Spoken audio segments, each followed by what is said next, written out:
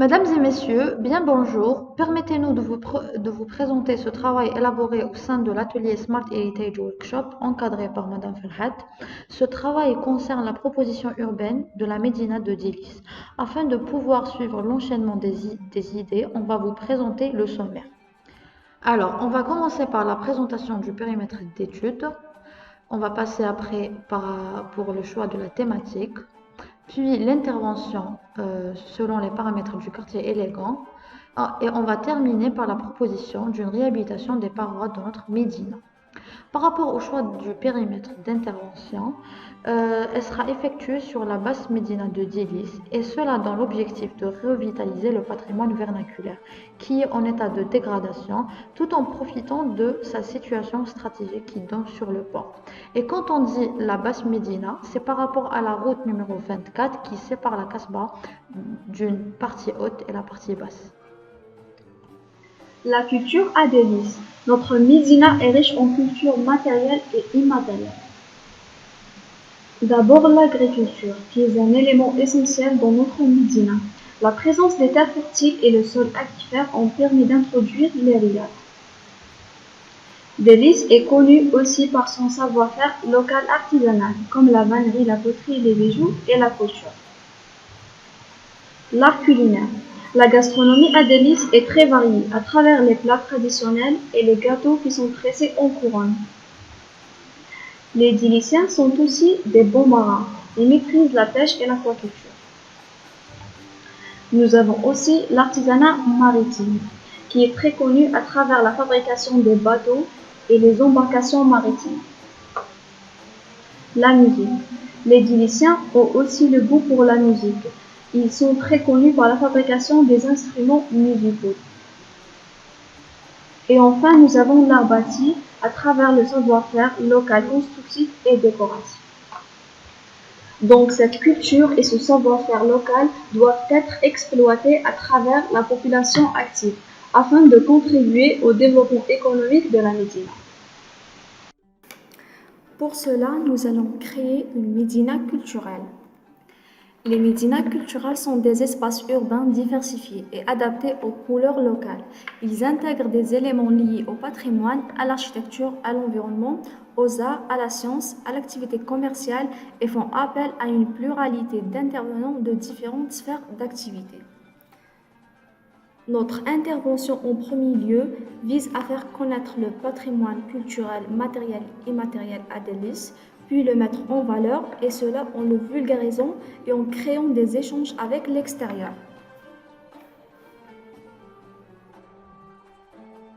Après avoir effectué une lecture analytique de notre périmètre en se référant aux caractéristiques du patrimoine vernaculaire, maintenant on arrive à l'intervention. Et cela dans l'objectif de créer une médina élégante. Il faut savoir qu'une médina élégante est une médina remarquable par son originalité, riche en valeurs historiques et symboliques, appartenant à une communauté, c'est-à-dire un produit et un processus à la fois. Alors, il faut savoir que la médina ou le quartier élégant, il est caractérisé par 4 paramètres essentiels. Le premier étant la communication, après la durabilité, après la sûreté et enfin le confort. On commence par la communication. La communication en architecture se manifeste à travers l'aspect formel, c'est-à-dire les différentes typologies architecturales, ainsi qu'à travers les textures et les couleurs. Chacune de ces dernières crée en nous un sentiment unique. Alors, au niveau de la médina élégante, la communication est composée en deux parties essentielles, par information et par déplacement. Par information, elle est composée du vécu et du visuel, et par déplacement, elle est composée du déplacement physique et motorisé. En ce qui concerne l'aspect visuel, qui se fait par l'appréciation formelle des différents éléments tels que les textures, les couleurs, ainsi les gabarits.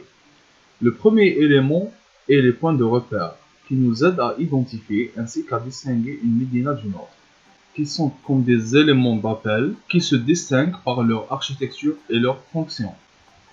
En commençant par une maison de l'écrivain, une maison de la vannerie, maison d'art bâti, musée, centre de culture, centre d'archéologie, maison d'hôtes et maison de la musique. Le deuxième élément avec lequel la communication par information visuelle est bien marquée, les entrées de notre médina, afin qu'elles soient accueillantes et agréables. La première était une parcelle qu'on a créée en gradin et qui mène vers le mausolée. On a fait en sorte de libérer l'espace afin d'assurer une lecture formelle de cette architecture vernaculaire. La deuxième sera la mise en valeur des vestiges existants, et cela à travers la création d'un parcours à travers lequel on accède à la Kasbah.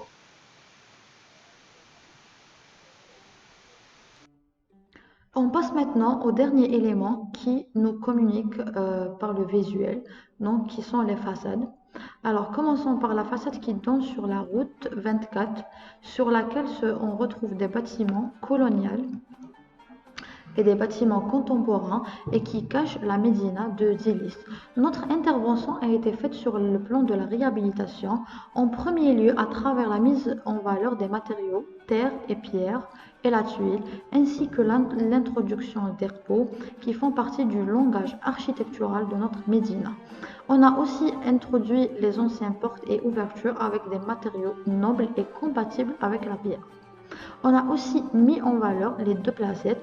Donc, comme on voit à droite, on voit la placette qui a été aménagée en sorte de mettre en valeur les vestiges et la deuxième placette en gradin qui nous mène vers le mausolée. Alors, la deuxième façade est la façade d'El Mizab. et qui à la base constitue un mélange de constructions en état viable et d'autres en état de vétusté. Le travail a été fait de sorte à de restituer les bâtiments en ruine et leur donner une nouvelle fonction. On peut aussi voir qu'on a aéré la Médina à l'aide de différentes lias. La dernière paroi sur laquelle on a travaillé donc, est la façade latérale du côté sud. Donc, comme on peut le voir sur la façade, on a plus modernisé les différentes constructions tout en reprenant le concept de la végétation qui est un caractère essentiel à Zilis. Afin de bien illustrer notre proposition, donc on a effectué une coupe qui passe par les différentes liades. Et donc, comme on voit très bien, on a fait en sorte d'intégrer la végétation et l'eau, et même on s'est intégré en gradin. La communication par les espaces vécus se manifeste à travers les différents espaces fermés et ouverts. Au niveau de notre médina culturelle, on a constaté le manque d'espaces vécus. Étant donné que le riad, comme espace privé d'une influence andalouse, est un élément qui caractérise les maisons de Dlis et qui est considéré comme un élément unique de cette médina, on a travaillé cet espace, mais à une grande échelle, celle de l'urbain. L'intégration des riads urbains au niveau de chaque îlot, afin de les aérer, cela va être des espaces de regroupement et de partage entre les habitants en se référant aux pastures. Ces espaces publics assurent le confort par l'intégration des éléments végétaux et minéraux. L'intégration d'une placette publique qui accueille les différents événements.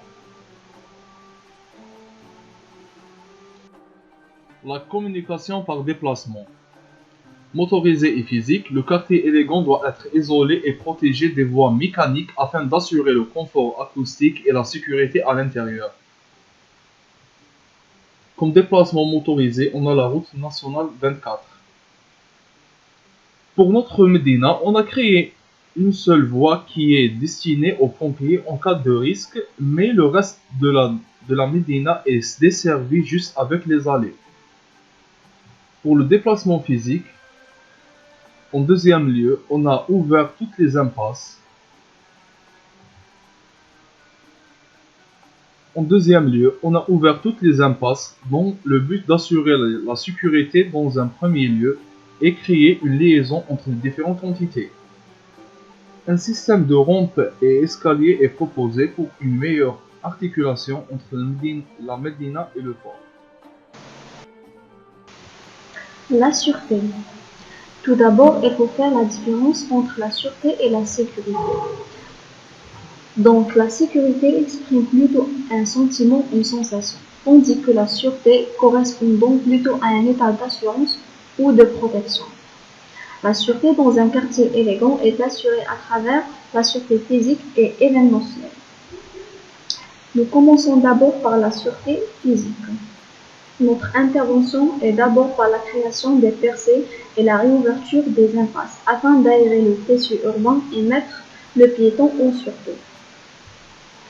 La création d'une route mécanique d'urgence est aussi afin de desservir les différents équipements proposés. La création d'une route d'accès pour les handicapés. Nous passons maintenant à la sûreté événementielle, qui est assurée par la création des placettes urbaines qui sont considérées comme des zones tampons qui accueillent le flux en cas d'urgence.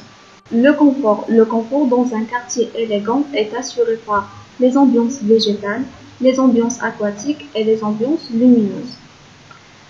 Nous avons assuré ce confort d'abord dans les aménagements urbains des riads, à travers l'intégration de la végétation, l'intégration des bassins d'eau et des fontaines, et l'intégration de la lumière artificielle et des ambiances nocturnes.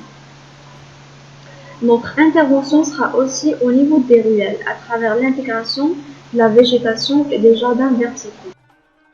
Dans un quartier élégant, la durabilité est exposée à travers deux éléments essentiels, la résilience et l'historicité.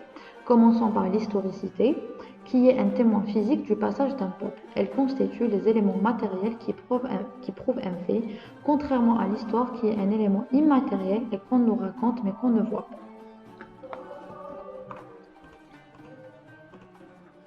Dans l'optique de faire renaître l'historicité, on a mis au niveau du parcours culturel des objets archéologiques appartenant à différentes périodes de l'histoire et qui ont empiété la médina de Tilis. Alors, commençons par le paléolithique. Donc, on a retrouvé des bifaces en pierre.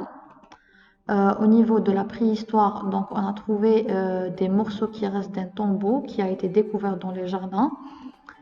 Dans la période de l'Antiquité, donc, on a trouvé plusieurs objets tels que les fragments de mosaïques, des objets en céramique et des statuaires en terre cuite.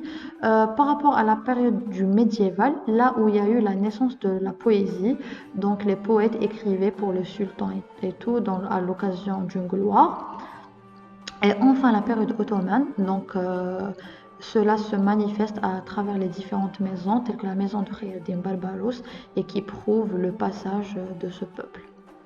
Alors, il faut savoir aussi que toujours dans l'objectif de mettre en valeur l'historicité, on a mis en place des structures d'accueil. Donc, la première étant l'extension du musée. La deuxième, c'est la maison qui préserve l'art bâti, donc qui fait transmettre les différentes techniques et matériaux. Et la dernière est la mise en valeur de l'archéologie, et cela en mettant en place la maison de Khayr-Din Barbaros comme un centre archéologique. La programmation des structures d'accueil qu'on a proposées, un musée, extension de...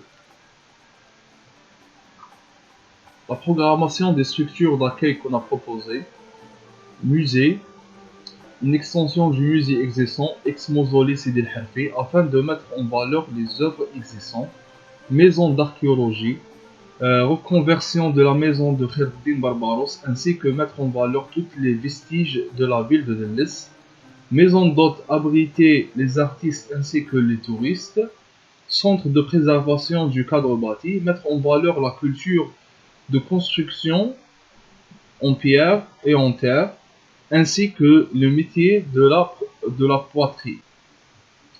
Centre musical, mettre en valeur l'art de la musique ainsi que les techniques de construction des instruments musicaux. Maison d'art culinaire, exposer la cuisine locale de Denlis ainsi qu'assurer la transmission du savoir culinaire de cette médina. Restaurant, commercialiser la gastronomie de cette médina. Atelier vannerie, mettre en valeur l'art de la vannerie. Maison d'écrivain, mettre en valeur la poésie, l'écriture.